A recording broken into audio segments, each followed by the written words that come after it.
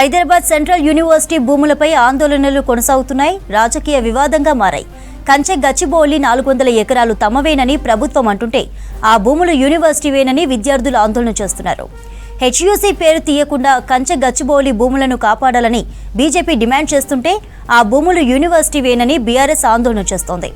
2006లో అప్పటి HCU registrar అనుమతితోనే హద్దులు నిర్ణయించామని TGIIC చెప్తుంటే అసలు హెచ్సియులో ఎలాంటి సర్వే జరగలేదని ప్రస్తుత రిజిస్ట్రార్ స్పష్టం చేస్తున్నారు. మొత్తానికి 400 ఎకరాలపై రాజకీయ వివాదం ముదురుతోంది. ఇదే అంశంపై అప్డేట్స్ తెలుసుకుందాం. సత్యం లైవ్ లో ఉన్నారు. సత్యం, హెచ్సియు భూములపై వర్సిటీ రిజిస్ట్రార్ పేరుతో ప్రకటన విడుదలైంది.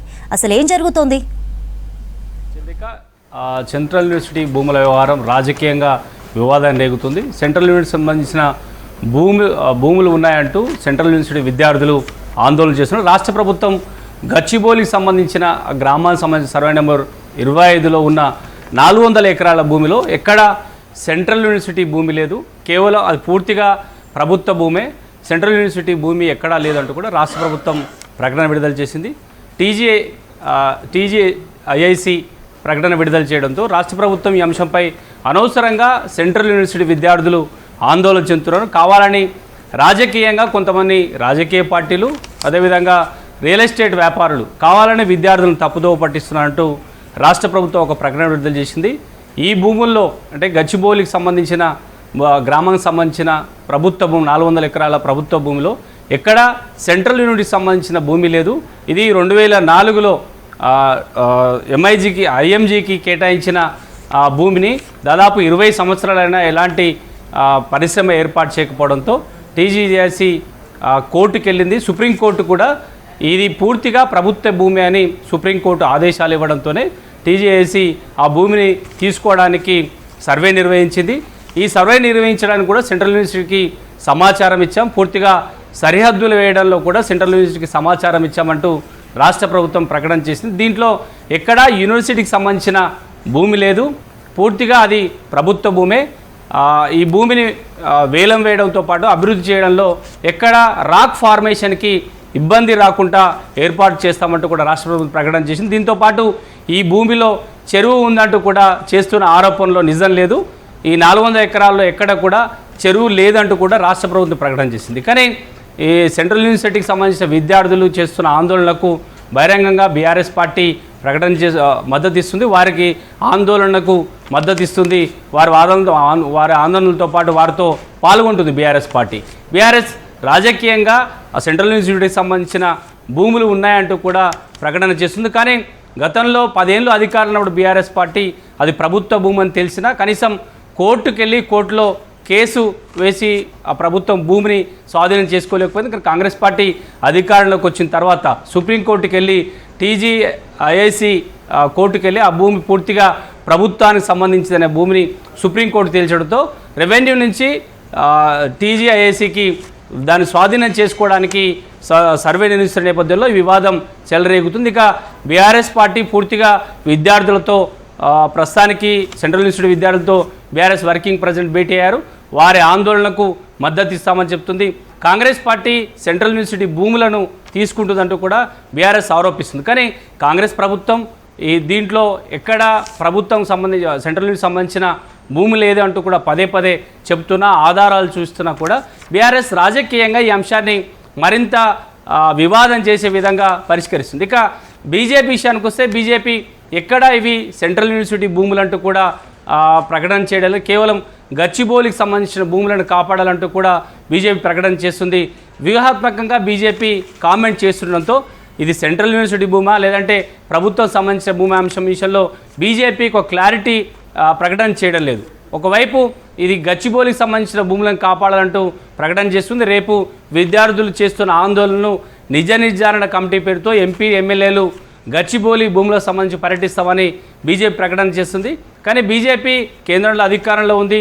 భూములు ఆయా ప్రభుత్వాలు కేంద్రంలో ఉన్న కేంద్ర ప్రభుత్వమైన రాష్ట్రాల్లో బీజేపీ అధికారం ఉన్న రాష్ట్రాల్లో కూడా భూములు వేలం వేసినప్పుడు బీజేపీ ఎక్కడ నేరుగా ప్రశ్నించలేని పరిస్థితిలో ఉన్నా కానీ కేవలం ప్రకృతి లేదంటే అక్కడున్న రాక్ ఫార్మేషన్ కాపాడాలని బీజేపీ ప్రకటన చేస్తూ ఒక వ్యూహాత్మకంగా బీజేపీ ప్రకటన చేస్తుంది. ఎక్కడ సెంట్రల్ యూనివర్సిటీకి సంబంధించిన భూములు అనే అంశాన్ని ప్రస్తావించకుండా గచ్చిబౌలి భూమిని కాపాడాలి, పచ్చదనాన్ని కాపాడాలని, ప్రకృతిని కాపాడాలనే ఒక అంశాన్ని బీజేపీ తెర మీద తీసుకొస్తూ కాంగ్రెస్ ప్రభుత్వాన్ని ఇరకాటంలో పెట్టే ఒక ప్రయత్నాన్ని బీజేపీ చేస్తుంది. కానీ బీఆర్ఎస్ నేరుగా సెంట్రల్ యూనివర్సిటీకి సంబంధించిన విద్యార్థులకు మద్దతు ఇస్తుంది. కానీ ఈ అంశంలో రాష్ట్ర ప్రభుత్వం చాలా క్లియర్గా ముఖ్యమంత్రి రేవంత్ రెడ్డి అదేవిధంగా టీజీఐఎస్సీ చేస్తున్న ప్రకటనలో పూర్తిగా అది ప్రభుత్వ భూమి, సుప్రీంకోర్టు ఇచ్చిన తీర్పు ప్రకారమే తాము ఈ భూమిని స్వాధీనం చేసుకుంటున్నామంటూ కూడా ప్రభుత్వం ప్రకటించింది. కానీ సెంట్రల్ యూనివర్సిటీ రిజిస్ట్రార్ తాజాగా ఒక ప్రకటన విడుదల చేశారు.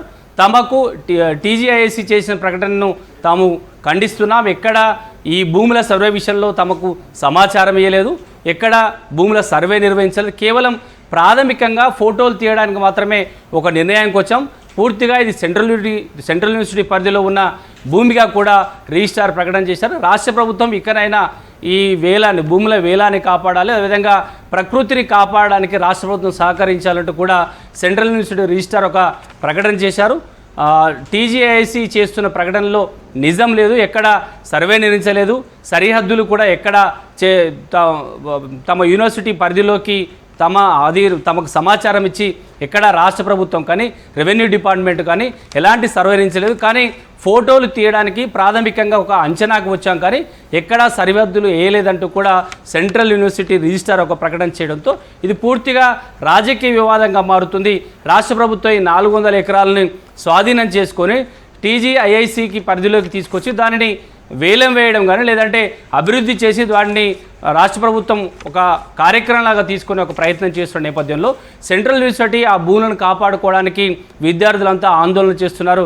సెంట్రల్ యూనివర్సిటీకి ఆనుకొని ఉన్న ప్రభుత్వ భూమి 400 ఎకరాలు ఉంది కాబట్టి ఆ భూమి అంతా సెంట్రల్ యూనివర్సిటీ అనే ఒక ఆందోళన విద్యార్థులంతా చేస్తున్నారు. వారికి బీఆర్ఎస్ పార్టీ మద్దతు ఇస్తుండడంతో పూర్తిగా ఒకవైపు బీఆర్ఎస్, మరోవైపు బీజేపీ, మరోవైపు కాంగ్రెస్ పార్టీ, 3 పార్టీలు ఇది ఒక రాజకీయ వివాదంగా మారుతుందని చెప్పొచ్చు. చంద్రిక, నెల రోజుల కఠిన ఉపవాస దీక్షలు ముగించుకొని ఇవాళ రంజాన్ వేడుకలను ఘనంగా జరుపుకున్నారు ముస్లింలు. మసీదులు, ఈద్గాల్లో సామూహిక ప్రార్థనలు చేశారు.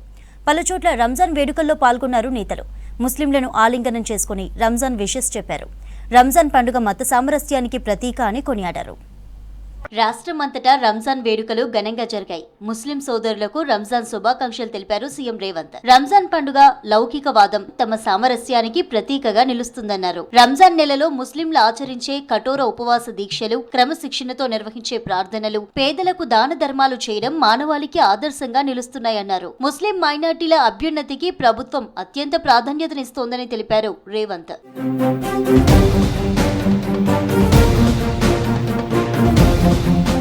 కామారెడ్డి జిల్లా కేంద్రంలోని ఈద్గాలో రంజాన్ సందర్భంగా ప్రత్యేక ప్రార్థనలు చేశారు ముస్లింలు. ప్రభుత్వ సలహాదారు షబీర్ అలీ, జిల్లా కలెక్టర్ ఆశిష్ సంగ్వాన్, ఎస్పీ రాజేష్ చంద్ర రంజాన్ ప్రార్థనల్లో పాల్గొన్నారు. ముస్లింలకు రంజాన్ విషెస్ తెలిపారు. 30 రోజులుగా ముస్లింలు కఠిన ఉపవాసాలు చేశారన్నారు షబీర్ అలీ. రంజాన్ కు పటిష్ట ఏర్పాట్లు చేసిన అధికారులకు కృతజ్ఞతలు తెలిపారు. ఉగాది, ఇవాళ రంజాన్ అన్ని పండుగలకు చాలా బ్రహ్మాండమైన అరేంజ్మెంట్ చేసినందుకు నా తరఫు నుంచి, మా చీఫ్ మినిస్టర్ రేవంత్ రెడ్డి గారి తరఫు నుంచి, గవర్నమెంట్ ఆఫ్ తెలంగాణ తరఫు నుంచి, అడ్వైజర్గా ముస్లిం సోదరులు సమాజం తరఫు నుంచి కూడా డిస్ట్రిక్ట్ అడ్మినిస్ట్రేషన్కు, పోలీస్ అడ్మినిస్ట్రేషన్కు, రెవెన్యూ అడ్మినిస్ట్రేషన్కు అండ్ మున్సిపాలిటీ వాళ్లకు పీస్ అండ్ మెయింటైన్ చేసినందుకు నేను కృతజ్ఞతలు, ధన్యవాదాలు తెలియజేస్తాను. వరంగల్లో రంజాన్ వేడుకలు ఘనంగా జరిగాయి. వరంగల్ ఈద్గాలో ముస్లింలతో కలిసి ప్రత్యేక ప్రార్థనలు చేశారు మంత్రి కొండా సురేఖ. బీఆర్ఎస్ ప్రభుత్వ హయాంలో మైనార్టీల అభివృద్ధి నిలిచిపోయిందన్నారు మంత్రి. ముస్లింల అభివృద్ధికి కాంగ్రెస్ కట్టుబడి ఉందన్నారు. సీఎం రేవంత్ రెడ్డి నాయకత్వంలో అన్ని వర్గాలకు సమాన ప్రాతినిధ్యం దక్కుతుందని తెలిపారు. మరి గత ప్రభుత్వంలో మైనార్టీల అభివృద్ధి పూర్తిగా నిర్లక్ష్యం చేయబడింది. ఎక్కడ కూడా మసీదులు కానీ, ఈద్గాలు కానీ, లేకపోతే వాళ్ళకి సంబంధించినటువంటి శ్మశాన వాటికల విషయంలో కానీ ఎక్కడ కూడా ఒక్క రూపాయి అభివృద్ధి జరగలేదు. గతంలో నేను ఎమ్మెల్యేగా ఉన్నప్పుడు చేసిన అభివృద్ధి తప్పితే ఎక్కడిదక్కడే ఉండిపోయింది. ముస్లిం మైనార్టీలకు ప్రభుత్వం అన్ని విధాలా అండగా ఉంటుందన్నారు మంత్రి తుమ్మల నాగేశ్వరరావు. కేంద్ర ప్రభుత్వం తెస్తున్న ముస్లిం వ్యతిరేక చట్టాలను అడ్డుకుంటామన్నారు. పట్టణంలో రంజాన్ పండుగ ఉత్సవాల్లో పాల్గొన్నారు మంత్రి తుమ్మల. నగరంలో ముస్లింలకు ఏమైనా సమస్యలుంటే తమ దృష్టికి తీసుకురావాలని సూచించారు. నల్గొండ జిల్లా కేంద్రంలోని ఓల్డ్ సిటీ ఈద్గాలో రంజాన్ వేడుకలకు హాజరయ్యారు మంత్రి కోమటిరెడ్డి వెంకటరెడ్డి ప్రత్యేక సామూహిక ప్రార్థనలు చేసి ముస్లింలకు రంజాన్ శుభాకాంక్షలు తెలిపారు. అదేవిధంగా కేంద్ర ప్రభుత్వం చేసేటటువంటి చట్టాలని ముస్లిం వ్యతిరేకంగా ఏ చట్టం ఉన్నా దాన్ని వ్యతిరేకించి ముస్లిం సోదరులందరూ ఈ భారతావనిలో అన్ని కులాలు, అన్ని మతాలు, అన్ని వర్గాలు సమానమైనటువంటి హక్కులు, వారి వారి మతాలకు సంబంధించినటువంటి విషయాల పట్ల జాగరూకతతో ఉండే విధంగా కేంద్ర ప్రభుత్వం చేసే అనాగరికమైనటువంటి చట్టాలు ఏమన్నా ఉంటే వ్యతిరేకిస్తామని కూడా చెప్పాం. కరీంనగర్లో తన స్నేహితులతో కలిసి రంజాన్ వేడుకల్లో పాల్గొన్నారు మంత్రి పొన్నం ప్రభాకర్. స్నేహితుల ఇంటికి వెళ్లి శుభాకాంక్షలు తెలిపారు. వారి కుటుంబ సభ్యులతో కలిసి భోజనం చేశారు. ఆ తర్వాత minority cell president Ahmed Ali ఇంటికి వెళ్లారు. మాజీ వక్ఫ్ బోర్డు చైర్మన్ మోసిన్ ఇంటికి వెళ్లి స్వీట్ తినిపించి రంజాన్ విషెస్ తెలిపారు. రంజాన్ సందర్భంగా హైదరాబాద్ లోని ఈద్గాలు, మసీదులు కిక్కిరిసిపోయాయి. రంజాన్ ప్రత్యేక ప్రార్థనలు చేశారు ముస్లింలు. ఒకరికొకరు పండుగ శుభాకాంక్షలు చెప్పుకున్నారు. మిరాలాం ఈద్గా, మక్కా మసీద్ దగ్గర పోలీసులు బందోబస్తు నిర్వహించారు. చెన్నూరు నియోజకవర్గం ప్రజలకు ఏ సమస్య వచ్చినా నిత్యం అందుబాటులో ఉంటామన్నారు ఎమ్మెల్యే వివేక్. నియోజకవర్గంలోని పలు ప్రాంతాల్లో పర్యటించిన ఎమ్మెల్యే ఈద్గాల్లో రంజాన్ వేడుకల్లో పాల్గొన్నారు. ముస్లింల అభివృద్ధికి కట్టుబడి ఉన్నామని చెప్పారు. ఆ తర్వాత మందమరిలో 1 మెడి హబ్ మొబైల్ హెల్త్ క్యాంప్ను ప్రారంభించారు. గ్రామీణ ప్రాంతాల్లో వైద్య సేవలు అందించేలా ఏర్పాటు చేసిన ఈ క్యాంపుకు విశేష స్పందన వస్తుందని చెప్పారు.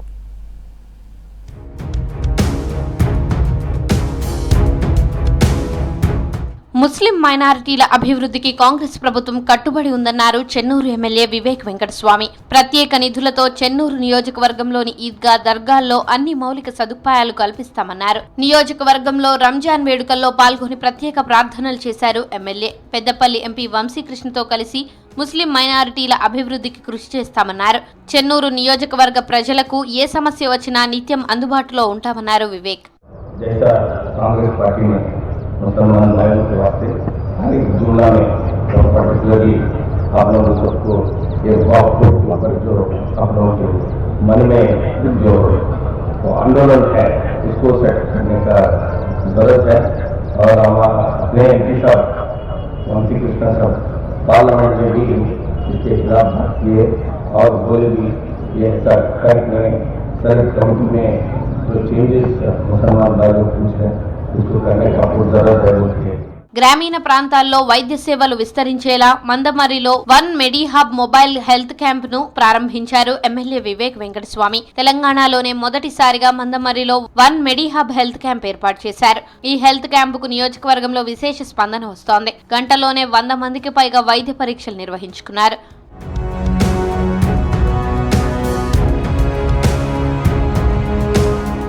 చెన్నూరు నియోజకవర్గంలో వైద్య సేవలు ప్రజలకు మరింత అందుబాటులోకి తీసుకొస్తామన్నారు ఎమ్మెల్యే వివేక్. 1 మెడి హబ్ మొబైల్ వాహనంలో 20 రకాల పరీక్షలు చేస్తారని తెలిపారు. కోల్ బెల్ట్ ప్రాంతంలోనూ ఈ సేవలను మరింత విస్తృతం చేస్తామన్నారు. ప్రతి ఒక్కరూ ఆరోగ్యం పట్ల శ్రద్ధ కనబరచాలని సూచించారు వివేక్. ఈ మెడికల్ హబ్ ఏదైతే సంతోష్ గారు ప్రారంభించారో మీరందరూ కూడా దాన్ని ఉపయోగించుకొని అన్ని టెస్ట్ కూడా వారు ఫ్రీ చేపిస్తారు. వాళ్ళ టీం మెంబర్స్ కూడా కలిసిన మంచి టీం ఉంది వారికి. వాళ్ళందరూ కూడా మనకు మంచిగా ఎగ్జామిన్ చేసి మనకి ఏదైతే డిసీజెస్ ఉన్నాయో, ఏదైనా విషయాలు ఉన్నాయో అవి డాక్టర్ హాస్పిటల్కి రెఫర్ చేస్తారు. తో మందమరి ప్రజలందరూ కూడా ఈ ఫెసిలిటీని మంచిగా ఉపయోగించుకోవాలని చెప్పి చెన్నూరు ఎమ్మెల్యే వివేక్ వెంకటస్వామి ఆదేశాలతో మంచిర్యాల జిల్లా చెన్నూరులోని పెద్ద చెరువు ఆయకట్టు కాలువల్లో పూడిక తీస్తున్నారు అధికారులు. కాలువలు పూడిక తీయడంతో హర్షం వ్యక్తం చేస్తున్నారు రైతులు. పూడిక తీసివేతకు కృషి చేసిన ఎమ్మెల్యే వివేక్ వెంకటస్వామికి కృతజ్ఞతలు తెలిపారు రైతులు. కింద ఉన్న పొలాలకు దాదాపు 200 మంది రైతులు ఉంటారు. దాదాపు 150 ఎకరాల చిల్లర సాగుబడి అవుతుంది. కాలువ మరమ్మత్తు లేకపోతే తక్షణం ఎండిపోయే అవకాశాలు ఉన్నాయి సార్. అది సార్ వాళ్ళ దృష్టికి మన స్థానిక లీడర్లు, స్థానిక కాంగ్రెస్ నాయకులు, ఈ రైతులు అందరూ కలిసి సార్ దృష్టి తీసుకుపోవడం జరిగింది. తక్షణం స్పందించి దీని మరమ్మతులు కూడా చేయించడం జరుగుతుంది. వివేక్ వెంకటస్వామి ఎమ్మెల్యే గారు వెంటనే స్పందించి ఆ ఇరిగేషన్ డిపార్ట్మెంట్ వాళ్లకు ఆర్డర్స్ ఇచ్చి వెంటనే జేసీపీను సిబ్బందిని తోలిచ్చి కాలువలు మరమ్మతు చేపించి చెన్నూరు పెద్ద చెరువు రైతులకు నీరందించినారు. కావున చెన్నూరు పెద్ద చెరువు రైతులందరూ ఎమ్మెల్యే వివేక్ వెంకటస్వామి గారికి హర్షం వ్యక్తం చేస్తున్నారు. మంచిర్యాలలోని తన నివాసంలో హైటెక్ సిటీలో అంబేద్కర్ జయంతి వేడుకల పోస్టర్ను ఆవిష్కరించారు చెన్నూరు ఎమ్మెల్యే వివేక్ వెంకటస్వామి. ఆదిలాబాద్ జిల్లా ఇంద్రవెల్లిలో జరిగే అంబేద్కర్ జయంతి వేడుకలకు రావాలని ఎమ్మెల్యేను ఆహ్వానించారు ఇంద్రవెల్లి అంబేద్కర్ మెమోరియల్ అసోసియేషన్ సభ్యులు. అంబేద్కర్ జయంతి వేడుకలకు హాజరవుతానని హామీ ఇచ్చారు ఎమ్మెల్యే వివేక్. పెద్దపల్లి జిల్లా గోదావరి ఖనిలోని శ్రీ రేణుకా ఎల్లమ్మ తల్లి దేవాలయాన్ని సందర్శించారు చెన్నూరు ఎమ్మెల్యే వివేక్ వెంకటస్వామి. గోదావరి ఖని గౌడ సంఘం ఆధ్వర్యంలో నూతనంగా నిర్మించిన దేవాలయంలో విగ్రహ ప్రతిష్టాపన ఆహ్వాన పత్రికను ఆవిష్కరించారు వివేక్. ఏప్రిల్ 2 నుంచి 4 వరకు జరిగే విగ్రహ ప్రతిష్టాపన కార్యక్రమానికి హాజరు కావాలని ఎమ్మెల్యే వివేక్ వెంకటస్వామికి ఆహ్వాన పత్రిక అందజేశారు గౌడ సంఘం ప్రతినిధులు.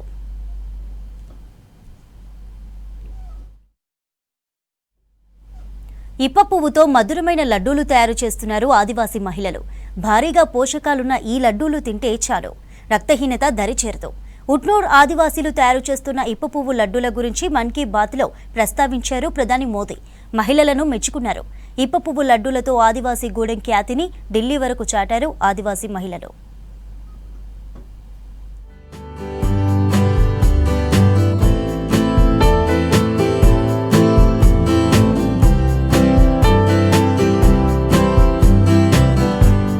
ఆదిలాబాద్ జిల్లా ఉట్నూరు ఆదివాసీ మహిళలకు అరుదైన గౌరవం దక్కింది.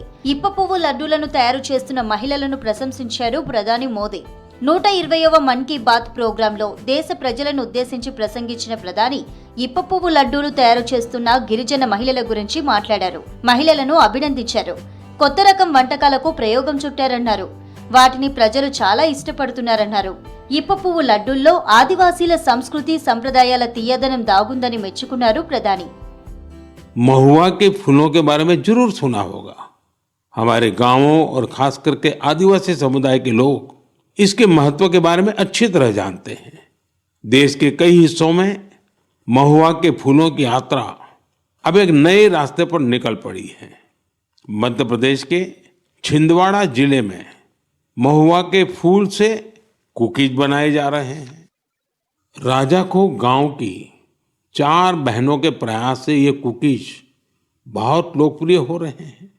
इन महिलाओं का जज्बा देकर एक बड़ी कंपनी ने इन्हें फैक्ट्री में काम करने की ट्रेनिंग दी. इनसे प्रेरित होकर गांव की कई महिलाएं इनके साथ जुड़ गई हैं. इनके बनाए महुआ कुकीज की मांग तेजी से बढ़ रही है. तेलंगाना के आदिलाबाद जिले में भी 2 बहनों ने महुआ के फूलों से नया एक्सपेरिमेंट किया है. वो इनसे तरह तरह के पकवान बनाती हैं जिन्हें लोग बहुत पसंद करते हैं. उनके पकवानों में आदिवासी संस्कृति की मिठास भी है. ఉట్నూరుకు చెందిన భీంబాయి బాగుబాయి ఆదివాసీ సహకార సంఘం ఆధ్వర్యంలో లడ్డూలు తయారు చేస్తున్నారు. సహజ సిద్ధంగా దొరికే ఇప్ప పువ్వును సేకరించి లడ్డూ చేస్తున్నారు.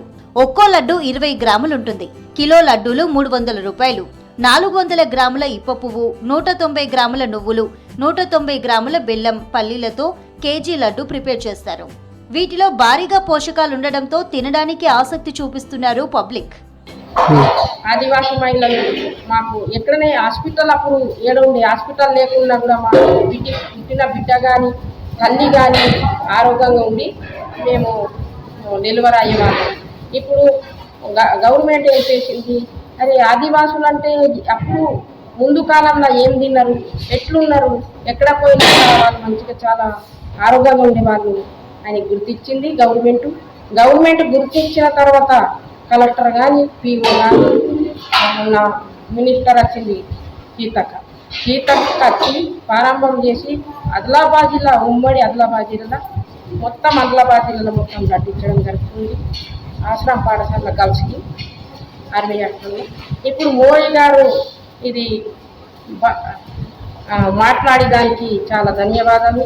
నిన్న మాది గుర్తించి ఆదివాసులు అంటే లడ్డు తయారు చేస్తారు, చాలా చాలా మంచిది ఉంది అన్నాడు. కాబట్టి అందరికీ గుర్తింపు వచ్చింది మా ఆదిలాబాద్ జిల్లాలో. నేను ఆశిస్తున్నాను.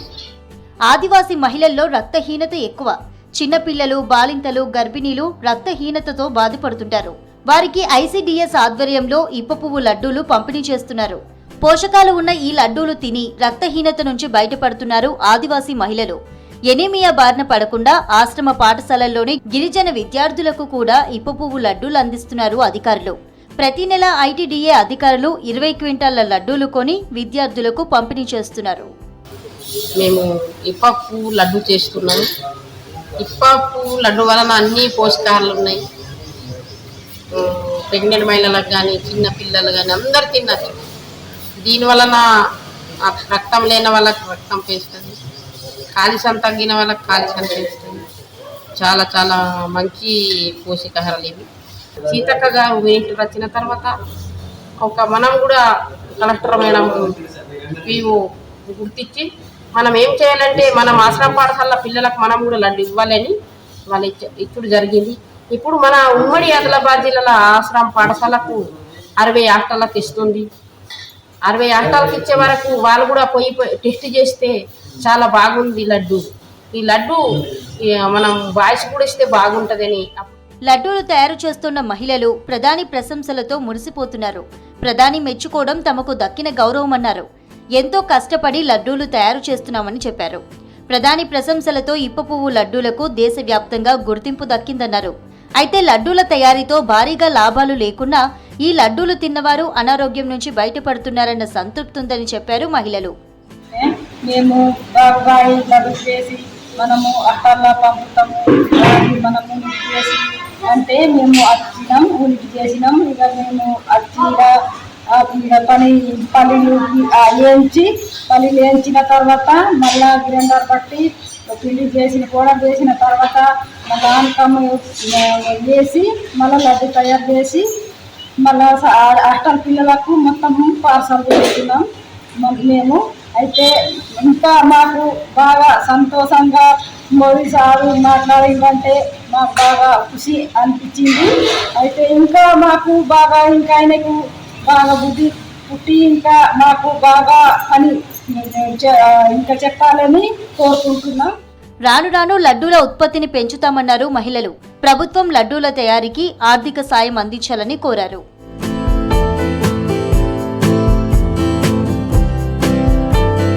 గతంలో ఎన్నడూ లేని విధంగా ప్రభుత్వం రేషన్ కార్డులపై సన్నబియ్యం అందిస్తోందన్నారు భూపాలపల్లి ఎమ్మెల్యే గండ్ర సత్యనారాయణరావు. పేదల ఆహార భద్రతకు సర్కార్ ప్రాధాన్యత ఇస్తుందన్నారు. జయశంకర్ భూపాలపల్లి జిల్లా రేగొండ మండలంలో సన్నబియ్యం పంపిణీ ప్రారంభించారు ఎమ్మెల్యే.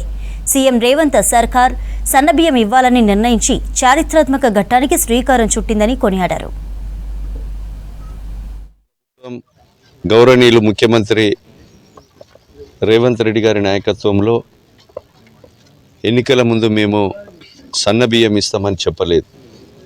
అయినప్పటికీ దొడ్డు బియ్యం ఏదైతే ఉందో అక్రమంగా రవాణా అవుతూ మహారాష్ట్రకు తరలిస్తున్న సందర్భంలో పేదలు ఎవరు కూడా దొడ్డు బియ్యం తినే పరిస్థితులు లేకపోతే ఎమ్మెల్యేలము మేమంతా మంత్రులమంతా కూడా ముఖ్యమంత్రి గారికి తెలియజేసి ఈ దొడ్డు బియ్యం బదులు సన్న బియ్యం ఇవ్వాలని గౌరవనీయులు ముఖ్యమంత్రి రేవంత్ రెడ్డి గారికి చెప్పడంతో ఉగాది రోజు నిన్న సాయంత్రము సన్న బియ్యము మనిషికి 6 కిలోల చొప్పున సన్న బియ్యం ఇస్తూ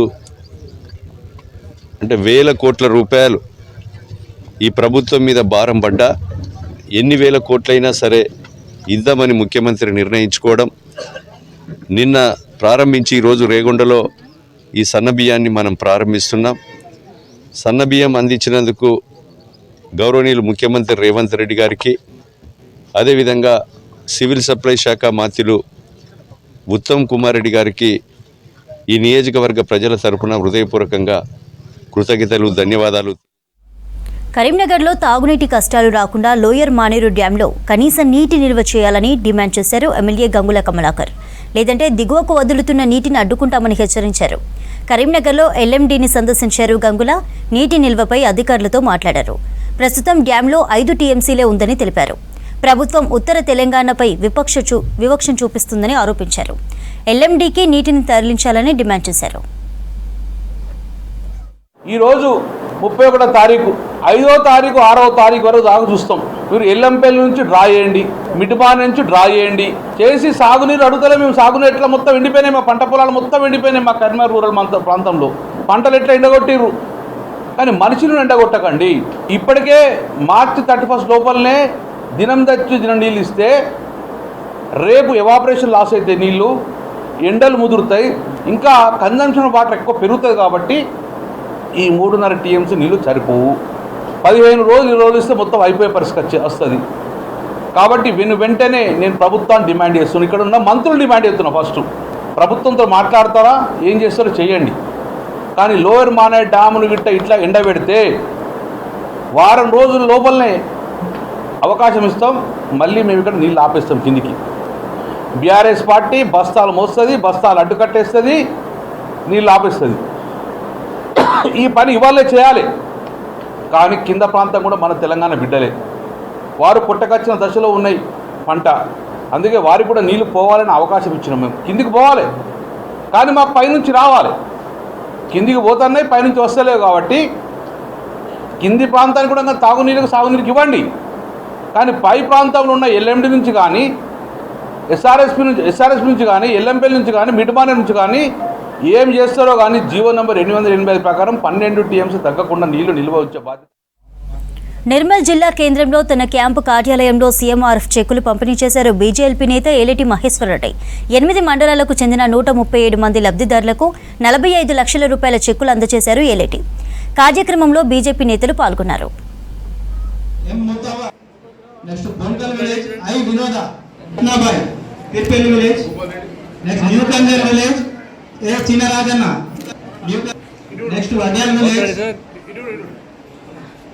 పెద్ద భీమన్న, రాజమణి, దేశపి నరసయ్య.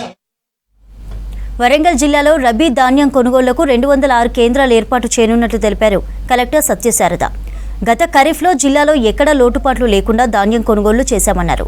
రబీకి సంబంధించి 2,59,425 మెట్రిక్ టన్నుల ధాన్యం కొనుగోలు చేయాలని లక్ష్యంగా పెట్టుకున్నట్లు తెలిపారు.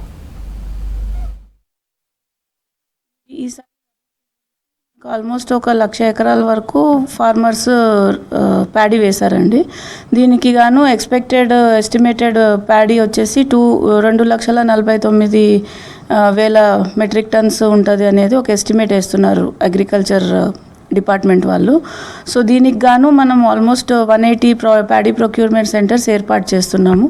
ఇప్పుడు మనకి ఏప్రిల్ ఎండింగ్ వరకు మనం కొద్దిగా వెనక వేసాము రైస్ ప్యాడీ, కాబట్టి ఇప్పుడు హార్వెస్ట్ కూడా కొద్దిగా లేట్ ఉంటుంది వరంగల్ డిస్ట్రిక్ట్కి. సో ఏప్రిల్ ఎండింగ్కి వర్ధన్నపేట్ అండ్ రాయపర్తి మండల్స్లో స్టార్ట్ అవుతుంది, followed by May 1st, 2nd వీక్స్లో నర్సంపేట్ పికప్ అవుతుంది.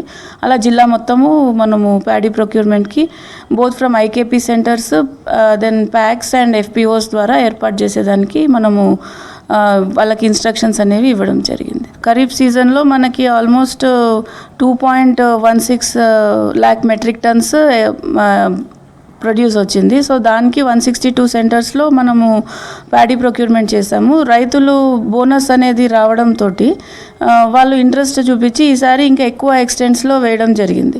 సో ఇప్పుడు పైగా ఇది సమ్మర్ సీజన్ కాబట్టి ఎక్స్పెక్టేషన్ ఏంటంటే తొందరగా ప్యాడీ డ్రై అవుతుంది అండ్ వెంటనే ఈ ప్రొక్యూర్మెంట్ అనేది క్విక్గా చేసేదానికి ఏర్పాట్లు చేయాల్సిన అవసరం ఉంది. మనకి లాస్ట్ టైం ఖరీఫ్లో ప్రాబ్లం అయితే ఫేస్ చేసాం, ప్యాడీ క్లీనర్స్ అడిక్వేట్గా లేవు అనేది. ఆ టైంలో మనం ఇక్కడి నుంచి రైజ్ చేసిన రిక్వెస్ట్ బేస్ చేసుకొని secretary agriculture and honourable minister side నుంచి మనకు ఆల్మోస్ట్ మన 206 ప్యాడీ క్లీనర్స్ మనకి ఇచ్చారు ఈసారి.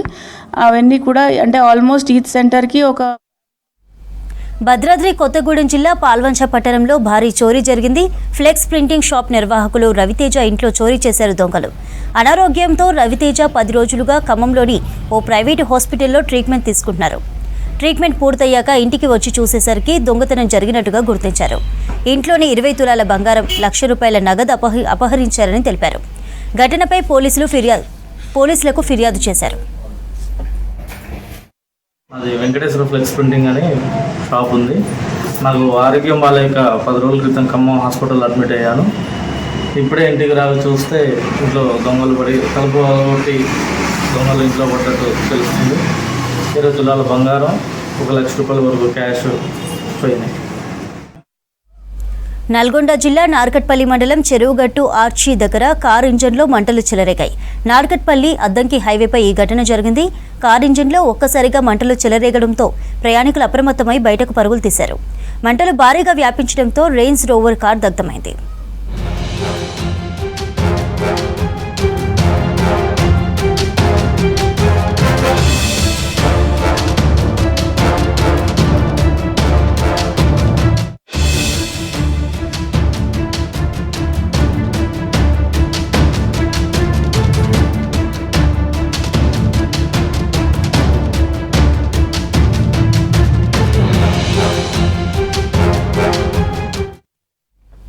నాగర్ కర్నూలు జిల్లా ఊర్కొండపేటలో దారుణం జరిగింది. ఆంజనేయ స్వామి దైవ దర్శనానికి వచ్చిన ఓ మహిళపై సామూహిక అత్యాచారానికి పాల్పడ్డారు 8 మంది యువకులు. మహబూబ్ నగర్ జిల్లాలోని ఓ గ్రామానికి చెందిన దంపతులు శనివారం సాయంత్రం దేవాలయానికి వెళ్లారు. అయితే రాత్రి సమయంలో కాలకృత్యాల కోసం సమీపంలోని నిర్మానుష్య ప్రదేశంలోకి వెళ్లిన మహిళపై దాడి చేసి అత్యాచారానికి పాల్పడ్డారు దుండగులు. దీంతో బాధితురాలి కుటుంబ సభ్యులు పోలీసులకు ఫిర్యాదు చేశారు. ఘటనపై కేసు నమోదు చేసిన పోలీసులు నిందితులు ఊరుకొండపేట గ్రామానికి చెందిన వ్యక్తులుగా గుర్తించి 5గురిని అదుపులోకి తీసుకున్నారు. మరో 3 నిందితులు పరారీలో ఉండగా వారి కోసం గాలిస్తున్నారు పోలీసులు.